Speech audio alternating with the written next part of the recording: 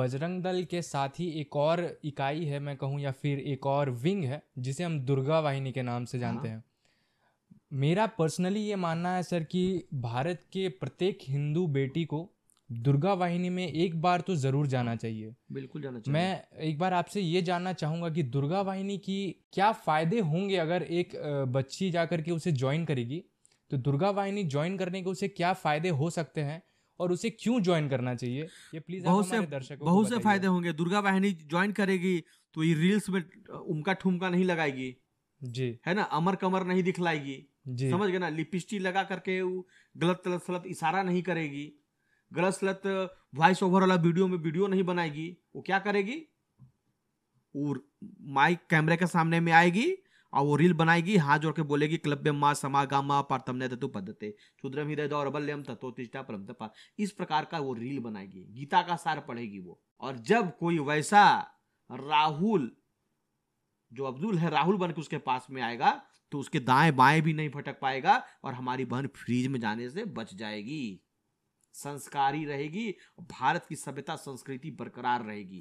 अगर भारत की सभ्यता संस्कृति को बरकरार रखना है, मर्यादित रखना है, अपनी बेटी को सुरक्षित रखना है, अपनी बेटी को बतलाना है कि आपकी संस्कृति क्या है, मान मर्यादा क्या है, तो आप अपनी बेटी को जरूर दुर्गा वाहिनी में प्रशिक्षण दिलवाइए।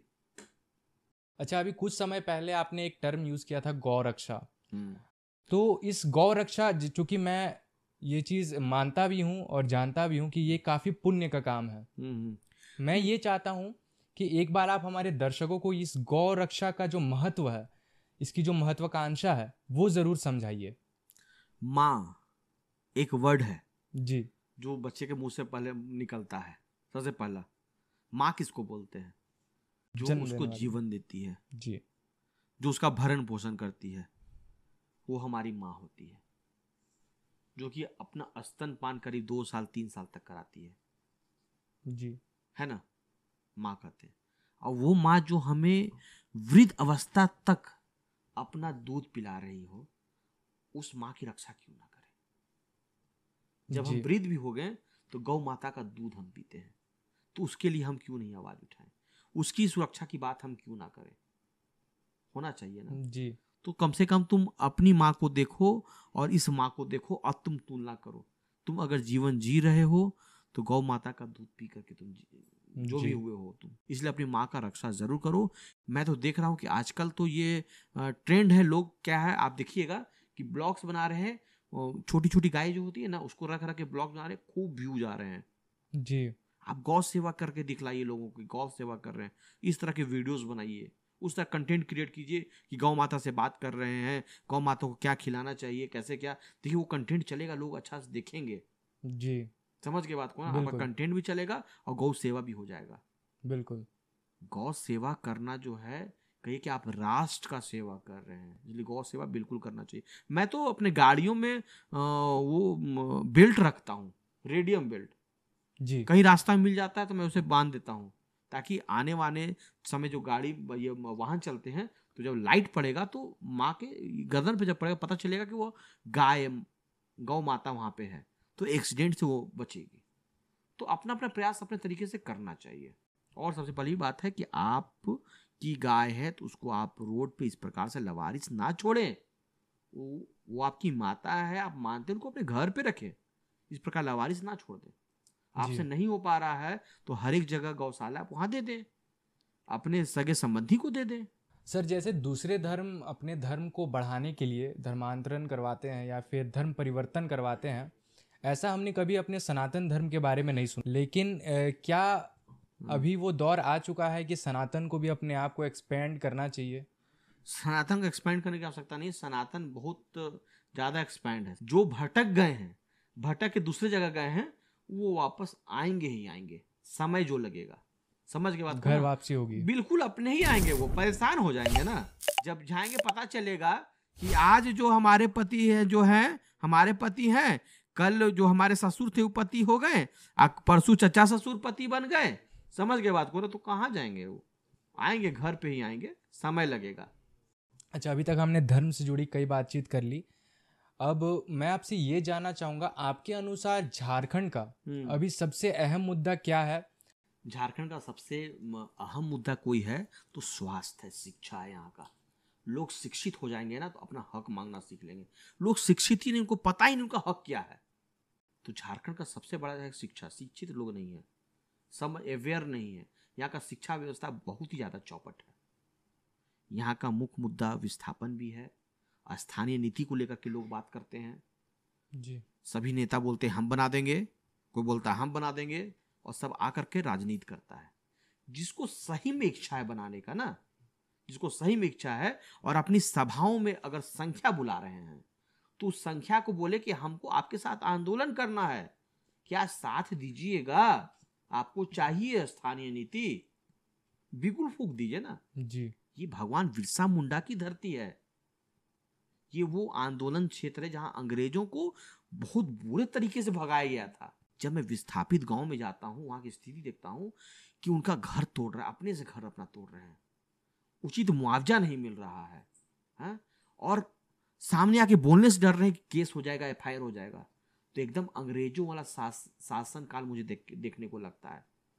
यदि सब संगठित हो गए, एकत्रित हो गए और ठान लिए कि हम लोग आंदोलन, ऐसा आंदोलन करेंगे कि झारखंड से एक भी कोयला को बाहर नहीं जाने देंगे, पूरे झारखंड से, चाहे वो आपका धनबाद का हो, बड़का का हो, टंडवा हो, पिपरवार हो, सही बात को ना, जो जो कोयलवरी क्षेत्र है, सब जगह के लोग एकजुट होकर के वहां बैठ जाए ना कि कोयलवे नहीं जाने देंगे, हमारा कोयला हमारे राज्य में रहेगा, तब तक रहेगा जब तक ये नीति ना बन जाए।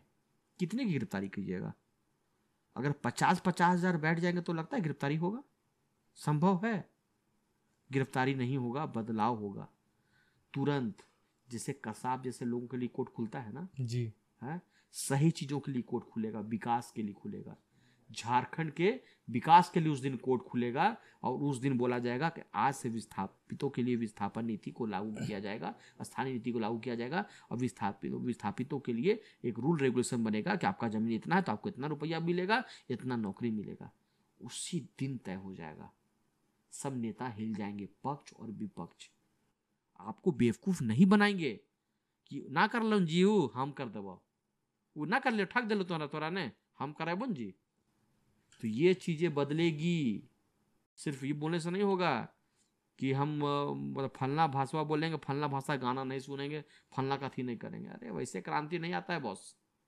क्रांति लाने के लिए आपको लड़ना पड़ेगा। और हम जैसे लोग हैं आंदोलन पे विश्वास रखते हैं, हम जैसे लोग जो हैं युद्ध करने पे विश्वास रखते हैं। आप अपने हक की लड़ाई लड़िए तो एक तरीके से। ये दिदड़ भव की क्या हुआ? ले लेंगे विस्थापन, कर देंगे स्थानीय नीति लागू, ये वही काम हो रहा है। ऐसे पकड़िए कि विस्थापन लेबो आज जी, आज करना हो रहा कि ना करना हो तो रहा, कोयला ना जातो झारखंड से, आज बंद, पूरा कोयला बंद। बोले तो कोई आगे नहीं, दम है, नहीं दम है। ये वास्तविक चीज है, लोगों को छला जाता है, इसको देख के तकलीफ होता है। तो आप हमको देखते ही हैं, हिंदुत्व के बात को लेकर, विकास के बात को लेकर के, इन सारी चीजों को लेकर के जो मैं आपको कर रहा हूं, ये करते हुए आप हमको देखिएगा।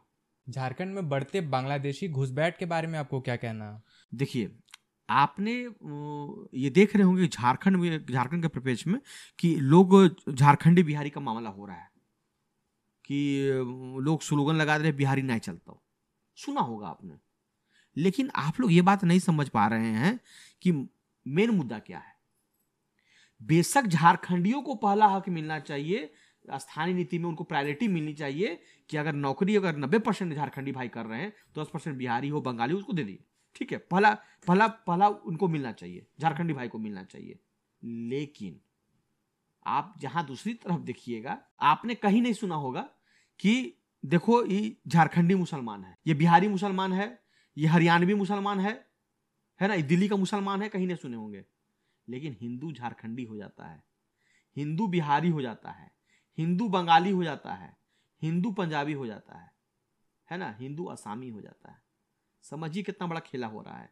शुरू से हम लोग डिस्कशन किए थे कि संख्या पता कर लीजिए, 80 और 20 नहीं है, वो 35 हो गए, आप 65-69 हो गए हैं। पता कीजिए इस चीज को। उसी प्रकार से बांग्लादेशी और रोहिंग्या घुसपैठियों को बहुत बड़ी तादाद में आपके झारखंड में घुसाया जा रहा है, बसाया जा रहा है। उसको फंड कौन कर रहा है? 55,000 में आधार कार्ड बन रहा है, पैन कार्ड बन रहा है, और कर क्या रहे हैं? यहाँ की आदिवासी भोली भाली बहनों को ठग रहे हैं, गिफ्ट कर रहे हैं, है ना, और उनके क्या बन जा रहे हैं, उस घर के दामाद बन जा रहे हैं, और दामाद बन करके जमाई टोला बना दे रहे हैं। इस बात पे कोई ध्यान नहीं देता। इस बात पे कोई बात करे ना कि बांग्लादेशी घुसपैठी को भगा देंगे, हम खुले मंच से बोलते हैं, सबको संकल्प दिलाते हैं कि हम संकल्प लेते हैं कि इस देश से बांग्लादेशी और रोहिंग्या घुसपैठी मुसलमानों को भगाएंगे, 110% भगाएंगे। लेकिन मैं पूरा का पूरा समर्थन करता हूं कि यहाँ की स्थानीय नीति बनना चाहिए, विस्थापितों को हक मिलना चाहिए। पहला नौकरी में जो हक है, जब झारखंड राज्य अलग हुआ तो यहाँ के झारखंडियों को मिलना चाहिए, क्यों नहीं मिलेगा। लेकिन ऐसा करके आप हमारे हिंदू भाई को कोई तोड़ेगा कि बिहारी झारखंडी लड़ जाए, झारखंडी बंगाली लड़ जाए, ये गलत है। आप बुलाइए ना, कानून लाइए और दीजिए नौकरी उनको, क्यों नहीं मिलेगा। 100% नौकरी मिलना चाहिए, लेकिन हिंदुओं को नहीं तोड़ने देंगे, हिंदुओं को नहीं तोड़ने देंगे। बांग्लादेशी घुसपैठी हो तुम थोड़ा तो बोल के देखो, रोहिंग्या घुसपैठी मुसलमानों के बारे में बोल करके देखो, नहीं बोलोगे। ये वो लोग हैं जो अपने देश में, अपने राज्य में आ रहे हैं, भारी संख्या में जो वोटर बन रहे हैं, वैसे सेकुलर माइंडेड लोगों की, जिनकी विचारधारा हिंदूवादी नहीं है, ये जब बसेंगे, इनकी संख्या बढ़ेगी, तो इनके आकाओं को तो पता है कि इनको बसाया कौन है जी। तो ये जब वोट देंगे तो ज्यादा डिमांड नहीं करेंगे, हमको ये सुख सुविधा चाहिए। बात समझिए, वोट सीधे राम जाके सेकुलर पार्टियों को दे देंगे और सवाल भी नहीं करेंगे, क्योंकि ये यहाँ के है ही नहीं। इनको घंटा फर्क पड़ता है कि क्या सुख सुविधा आप दे रहे हैं। ये तो जाके पूरा वोट आपको दे देंगे जमाई टोला वाले लोग जी। तो जमाई टोला को बसा करके यहाँ के मूल आदिवासियों को अंधेरे में डालने का काम किया जा रहा है। यहाँ के जो मूलवासी हिंदू हैं उनका हक छीनने का काम किया जा रहा है। हमारे मुसलमान भाइयों का भी हक छीनने का काम किया जा रहा है। हमारे मुसलमान भाइयों को भी सजग होना चाहिए कि बांग्लादेश, पाकिस्तान, रोहिंग्या, म्यांमार से आकर के मुसलमान उनका हक मार रहे हैं। और जो पढ़ा लिखा मुसलमान भाई इन बातों को समझता है, और जो जाहिल है वो पंचर आज भी साटते हैं। वक्फ बोर्ड क्या है और इससे हिंदुओं को क्यों सतर्क रहना चाहिए? वक्फ बोर्ड जो है एक थोपा हुआ बोर्ड है, समझ के बात को ना, जो कि उसका एक नियम कानून मोटा मोटी मतलब अपना भाषा में समझ लीजिए कि कह देगा वो वाला जमीनवा जो है ना वो मेरा है, और जाकर आपका जमीनवा लूट लेगा। रेलवे के बाद दूसरी सबसे बड़ी संपत्ति किसी के पास में, तो किसके पास में? वक्फ बोर्ड। किसका वक्फ बोर्ड है? तो विशेष समुदायों का। हिंदुओं का कोई बोर्ड है क्या? पता कीजिए तो। हिंदुओं का मंदिर है, मंदिर का जो पैसा आता है, दान चढ़ता है, वो पैसा चाके चल जाता है मदरसा पढ़ाने के लिए बच्चों लोगों को। वो पैसा से मदरसा से बच्चा पढ़ता है। अब मदरसा में क्या बनता है? मदरसा में बच्चा जो है उस शिक्षा को लेकर के, वहां के जो गलत शिक्षक है उनको इस प्रकार का शिक्षा देते हैं, उनको जिहाद सिखाते हैं, शिक्षा के नाम पे जिहाद सिखाते हैं। उनके अंदर में सिर्फ और सिर्फ घृणा भरते हैं हम हिंदुओं के प्रति, और बोलते हैं जितने हिंदू तुम देख रहे हो सभी के सभी काफिर हैं। तो इसीलिए इस तरह का जो ये बोर्ड है, जो भी वक्फ अमेंडमेंट एक्ट आया था 2024, जिसको संशोधन करने की बात कही गई थी, लोग बारकोड भी स्कैन कर रहे थे। हमारे द्वारा आपको मैं बता देता हूं, करीब करीब 1.25 लाख मेल अमन कुमार ने करवाया है। मेरा सोशल मीडिया पर 16 अकाउंट है, जितने शेयर्स गए उसे एक मोटा मोटी मैंने अनुमान लगाया, व्यूअर्स को देकर के, शेयर्स को देकर के, लाइक्स को देके, कि जो शेयर्स किया कम से कम वो तो पक्का स्कैन किया होगा, जो लाइक किया स्कैन किया होगा, क्या होगा ना, करीब 1.25 लाख लोगों को मैंने मेल करवा दिया। तो इस प्रकार का बोर्ड को तो नष्ट करना चाहिए, भंग करना चाहिए, और जितने हमारे देवी देवताओं की संपत्ति को, मंदिर मठ मंदिर को इन्होंने कब्जा कर रखा है, सभी को छोड़ना चाहिए। तो इस प्रकार का वक्फ बोर्ड होना ही नहीं चाहिए। इसलिए मैं बोलता हूँ जब विधानसभा में पहुंचूंगा ना, हिंदुओं का मनोबल मैं बढ़ा दूंगा और सबको भड़का दूंगा मैं। और अमन कुमार के पास संख्या बल होगा तो याद रखिए कि टाइम नहीं लगेगा कि काशी में बनाएंगे, मथुरा में बनाएंगे, पहुंचेंगे काशी और पहुंचेंगे मथुरा। जब हमारे पूर्वज लोग मिल करके धक्का लगा सकते हैं और हम लोग को राम मंदिर दे सकते हैं, तो हम आज के जनरेशन है, हमारे बाप दादाओं ने काम किया, तो हम उसे कुछ बढ़ के ना काम करेंगे जी। हम तो कुछ बढ़ के काम करेंगे। वो एक राम मंदिर दिए हैं, हम लोग 2 मंदिर 3 मंदिर देकर जाएंगे, कोशिश करेंगे 5 को देकर जाएंगे, काशी देंगे, मथुरा देंगे, और भी देंगे। और याद रखिए कई 1000 मंदिरों को इन लोगों ने अपने कब्जे में कर रखा है, जो कि सरासर गलत है। उनकी संख्या 20%, सोचिए ना, मतलब कि जो बोलते हैं रिकॉर्ड में है तो ज्यादा 30-35 है, 20%। और बाप रे बाप, संपत्ति हमसे ज्यादा। क्यों, कैसे, ये कैसा कानून आप लगा दिए, ये कैसा आप उसको दे दिए, हक दे दिए जी। वक्फ बोर्ड खत्म करना चाहिए और हम हिंदुओं की संपत्ति हमें वापस करना चाहिए। तो ऐसे ऐसे ज्वलनशील मुद्दाओं को लेकर के हम लोग आंदोलन करने वाले लोग हैं। बस समय का इंतजार है कि जिस दिन संख्या बल हो गया उस दिन आपको जो प्रैक्टिकली दिखेगा। आप जिस तरह का काम करते हैं उस काम में काफ़ी धैर्य, काफ़ी करेज का होना ज़रूरी है, और इस काम में कहीं ना कहीं सेफ्टी कंसर्न्स काफ़ी ज़्यादा आते हैं। तो आप इन कंसर्न्स को कैसे मेंटेन करते हैं, और आपके लिए सबसे बड़े मोटिवेशन इन सारे काम के लिए कौन रहे? हमारी माँ। okay. क्या, क्योंकि किसी भी व्यक्ति, किसी भी जो आदमी कहिए, जो कोई मनुष्य कहिए, उसकी जो प्रथम शिक्षिका उनकी माँ होती है जी। मैंने इस सवाल का जवाब देने से पहले एक बार सोचा नहीं, सबसे पहले मैंने जवाब दिया माँ। तो माँ हमारी प्राथमिक शिक्षिका थी, और अभी की भी शिक्षिका वही है जो मुझे बोलती है कि बेटा, राष्ट्र और हिंदुत्व जो है वो सबसे बड़ा ब्रांड है, उसके लिए तुमको काम करना है, अपने सनातन के लिए काम करना है, करते रहो राम के लिए काम, डरना नहीं है ना। अपने राष्ट्र के लिए काम करते रहो, जो बात सही है उसको एकदम क्लियर बोल दो और कर दो काम, और हो ही है वही जो राम रची रखा, जो राम ने रच रखा है मेरे लिए, होगा वही मेरे साथ। अगर राम जी बुलाना चाहें तो चले जाएंगे उनके पास, और चाहेंगे कि हमसे सेवा लेना है तो इसी प्रकार से हम बेबाक तरीके से सेवा देते रहेंगे और उनका कार्य करते रहेंगे। डर हमको नहीं लगता है, किसी भी चीज़ से डर नहीं लगता है, क्योंकि बजरंग बली सशरीर हमारे साथ चलते हैं। आपको पता होना चाहिए कि बजरंग बली जो है वो आज भी पृथ्वी पर सशरीर विराजमान है। उनकी उपस्थिति हम अपने साथ देखते हैं और हम बहुत चौड़े होकर चलते हैं, हमको कहीं कोई परेशानी नहीं है। यदि भविष्य में भारत हिंदू राष्ट्र बनता है तो वो हिंदू राष्ट्र की छवि कैसी होगी, कैसा दृश्य होगा हिंदू राष्ट्र का? यदि नहीं हमारा भारत हिंदू राष्ट्र बनेगा, जी बिल्कुल बनेगा हिंदू राष्ट्र, और वो एक ऐसा हिंदू राष्ट्र होगा जहां पे कोई भी पाकिस्तान जिंदाबाद का नारा यदि लगाएगा तो 24 घंटे के अंदर चौक चौराहों पर उसे फांसी पर लटका दी जाएगी। हमारा एक ऐसा हिंदू राष्ट्र जहां पे हमारी बहन बेटियां, चाहे वो जिस समुदाय की हो, वो आराम से रात को 12 बजे 2 बजे सड़क पर भी घूमेगी। तो जिस प्रकार की घटनाएं हमें सुनने को मिलती है, दिल्ली का जो कांड हो, चाहे हाल में जो कलकत्ता का डॉक्टर का जो कांड था, है ना, है वो कांड ना हो। लिखते हैं बेटी बचाओ बेटी पढ़ाओ।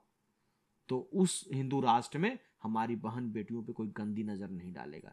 वैसे हिंदू राष्ट्र की परिकल्पना हम करते हैं, हम वैसे हिंदू राष्ट्र की परिकल्पना करते हैं जहां सभी के हृदय में अपने राष्ट्र के प्रति, अपने तिरंगा के प्रति एक मान सम्मान हो, और यहाँ के जो एकमात्र राजा हमारे श्री राम है उनके प्रति सबके मन में श्रद्धा हो, और कोई भी हमारे सनातन पर टिप्पा टिप्पणी ना करे। यदि कोई टिप्पा टिप्पणी करेगा हमारे सनातन पर तो उसको तत्कालीन 24 घंटे के अंदर फांसी की सजा होनी चाहिए। उस हिंदू राष्ट्र में एक ऐसा हिंदू राष्ट्र का हम सपना देखते हैं जहां पर हिंदुओं के लिए पर्सनल हिंदुओं के लिए एक बोर्ड हो, हिंदुओं के लिए कहिए कि हिंदू के लिए एक एक्ट हो।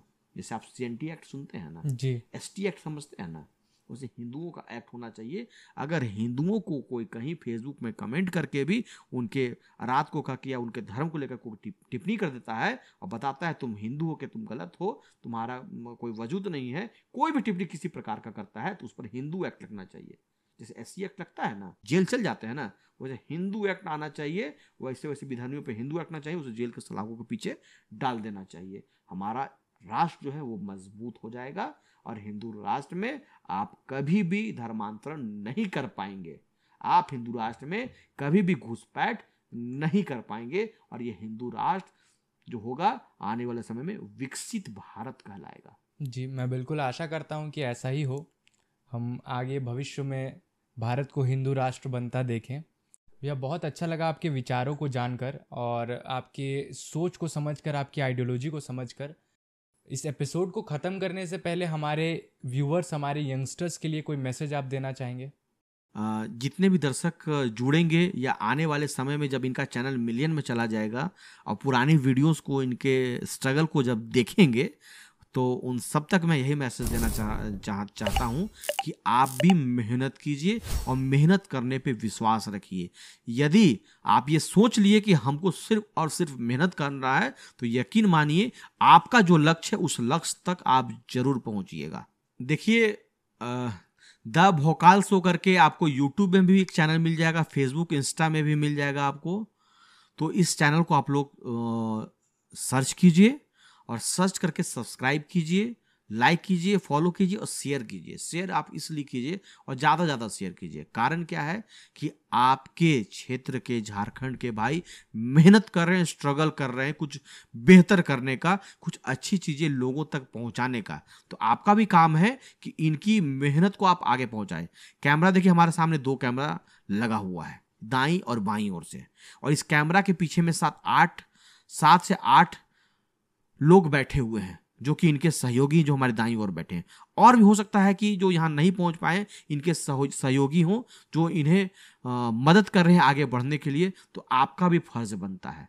झारखंडी की बात करते हैं ना, तो आइए झारखंडी का साथ दीजिए, झारखंडी भाई को आगे बढ़ाइए और इनके चैनल को भी मिलियन में लेके जाइए कि जब आप बेंगलोर, पुणे, दिल्ली घूमने जाए तो आपसे पूछा जाए कि द भोकाल शो वाला आपके झारखंड का है ना। तो आइए इस उम्मीद से, और आप लोगों से मैं रिक्वेस्ट कर रहा हूं कि आप लोग सहयोग जरूर कीजिएगा। आप सभी को मेरा जय श्री राम, जय हिंदू राष्ट्र, जोहार झारखंड।